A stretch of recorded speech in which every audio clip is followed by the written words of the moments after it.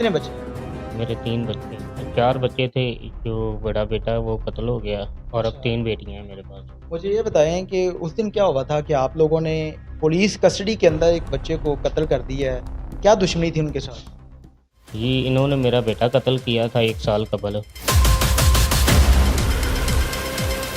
ये जो अफ़ज़ल जो कत्ल हुआ लड़का, ये मेरे घर आया और इसने आके मेरे घर से मेरे बेटे को बुलाया कि भैया आओ खेलने चलते हैं। अच्छा। ये खेलने के बहाने मेरे बेटे को अपने घर ले गए। अपन आपकी बेटी की उम्र कितनी है? जी 6 साल मेरे बेटे 6 को। साल। और जो बच्चा लेके गया है उसको अफ़ज़ल जिसका नाम था उसकी कितनी उम्र है? उसकी तकरीबन 17-18 साल उम्र थी। 17 से 18 साल। अच्छा, जी। फिर? तो ये मेरे बेटे को घर से बुला के ले गया कि भई आओ यहाँ हम खेलते हैं गेंद बल्ला, और गेंद बल्ला खेलने के बहाने ये अपने घर ले गया और मेरे बेटे के साथ इसने बदफैली की कोशिश की। तो उसने आगे से ज़हमत की, तो इसने उसी गुस्से में आके डरते हुए कि अच्छा। भई अब ये घर जाके बताएगा तो पता नहीं क्या होगा। तो उसने उसी डर की वजह से जो क्या नाम है अपने वालिदैन को नाल मुलव्वस करते हुए मेरे बेटे को कत्ल किया। और कत्ल करने के बाद उसने तोड़े में मेरे बेटे की लाश को डाला अच्छा। और लाश को डालने के बाद वो मेन बनाने स्टॉप पे गंदे नाले में फेंक के चला गया। किस तरह से आप लोगों को पता चला था कि आपका जो बेटा है वो अफ़ज़ल उसको लेके गया? जब ये घर से बुला के गया तो भाभी ने देखा कि भई अफ़ज़ल लेके जा रहा है इसको बुला के। पहले भी लेके जाता था इस हाँ, तरह प से खेलने के लिए? हाँ, इसकी परचून की दुकान है और साथ में इसने साइकिलें वगैरह और गुड़ियाँ वगैरह रखी हुई थीं। अच्छा। और बच्चों को जो कि ना ले जाता था और साइकिलें रेंट पे देता था बच्चों को ₹10 फ़ी घंटा के हिसाब से, और बच्चे वैसे भी चले जाते थे। लेकिन उस दिन ये मेरे बेटे को खुद घर से बुला के ले गया और इसने घर जाके उसके साथ ज़्यादती की कोशिश की, तो उसकी डर की वजह से इसने कत्ल कर दिया।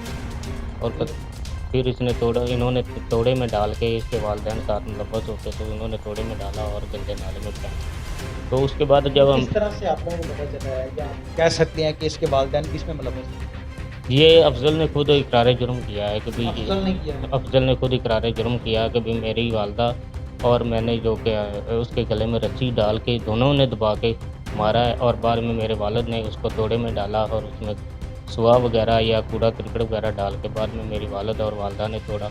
मेरी मोटरसाइकिल की टैंकी पे रखा तो फिर मैं गंदे नाले में फेंक दिया। जो मतई है उनका कहना है कि आबद ने ही अपने बच्चे को कत्ल किया है, साथ में इनका एक फूफा है, वो मुलव्वस हैं। क्या इस पे आप क्या कहना चाहेंगे? इस पे क्या कहना चाहेंगे कि अब कभी ऐसा हो सकता है कि कोई अपनी औलाद को खुद कत्ल कर सकता है? वो उस मेरा दिन बेटा है, वो मेरा बेटा है, मेरी जान से भी ज़्यादा प्यारा था। मैं उसको इधर कसूर मदीना टाउन दार-ए-अरकम स्कूल में पढ़ा रहा हूँ, अच्छी तरबियत कर रहा हूँ, और मैं ही अपने बच्चे को कत्ल करूँगा? ये फिर उसके बाद जिस दिन अफ़ज़ल को आप लोगों ने कत्ल किया है, उस दिन क्या हुआ था? उस दिन मैं तारीख पे गया हूँ तो ये लोग उधर खड़े थे और ये हर तारीख पे पहले भी मुझे थ्रेट करते थे। हर तारीख पे ही मुझे थ्रेट करते थे, मुझे आँखें निकालते थे, मुझे धमकियाँ देते थे कि हम आपको भी मार देंगे, ये कर देंगे, वो कौन कर कहते देंगे। थे? ये आरिफ़ और इसके साथ 2 आदमी और आते थे।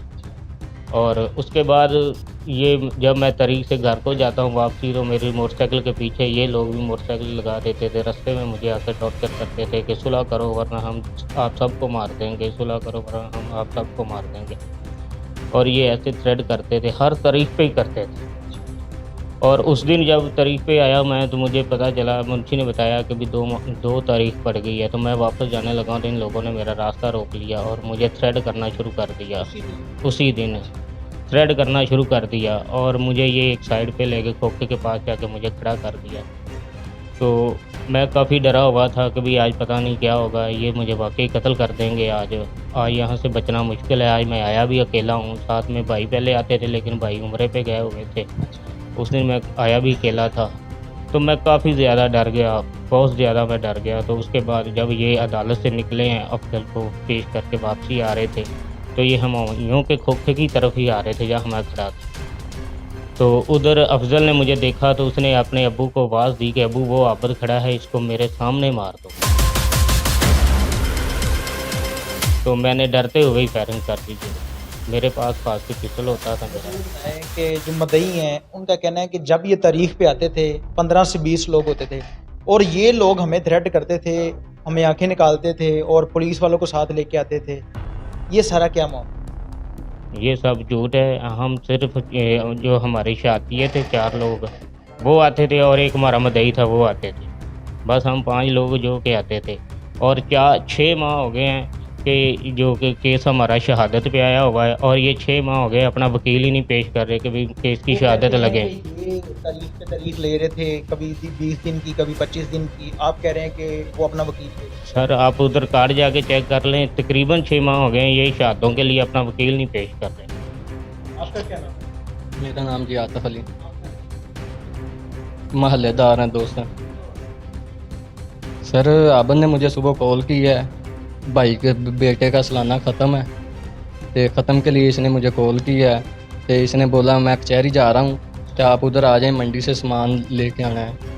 तो मेरा कुकिंग का काम है, खाना शाना बनाता हूँ, तो घर में खाना शाना बनाना है, इसलिए इन्होंने मुझे बुलाया था। मैं जब कचहरी पहुँचा हूँ 2 नंबर गेट पे मेरी चेकिंग हुई है, तो मैं नदीम अंसारी साहब की अदालत की तरफ जा रहा था।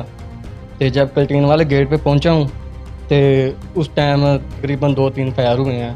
फायरिंग आप मौके पे मौजूद नहीं थी जब उसको फायर लगी? नहीं सर, मैं मौजूद नहीं था। कितने फायर? सर 3 फायर हुए थे, डर की वजह से 2 उसके सर में लगे हैं और 1 राहगीर को लगे। ये बताएं कि जो भी मामला थे, जो आपने काम किया है, आपने ठीक किया? सर ये ठीक तो नहीं किया, लेकिन उनका मुझे थ्रेड ही इतना कर दिया था कि भाई अगर मैं वो काम ना करता तो शायद वो मुझे भी मार देते। मैंने तो यकीन करें अपनी जान बचाने के लिए ये किया, इतना थ्रेड किया हुआ था इन लोगों ने मुझे उसके, सिर्फ अकेला होने की वजह से। नाज़रीन, आपने इन मुलजमान की बात सुनी। मदई कहते हैं कि ये हमें थ्रेट कर रहे थे और इनका कहना है कि वो लोग जो थे, अगर मैं उनको ना मारता वो मुझे मार देते।